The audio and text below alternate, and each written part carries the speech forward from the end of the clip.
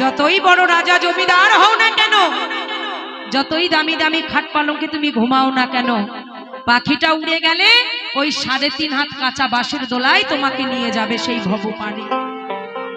যে আপন স্বজন যে সব থেকে বেশি ভালোবাসে সেই মানুষটাই বলবে, এই বডিটা ভালো করে দড়ি দিয়ে টান দিয়ে বাঁধিস রে, এই বডিটা যেন নড়ে না যায়।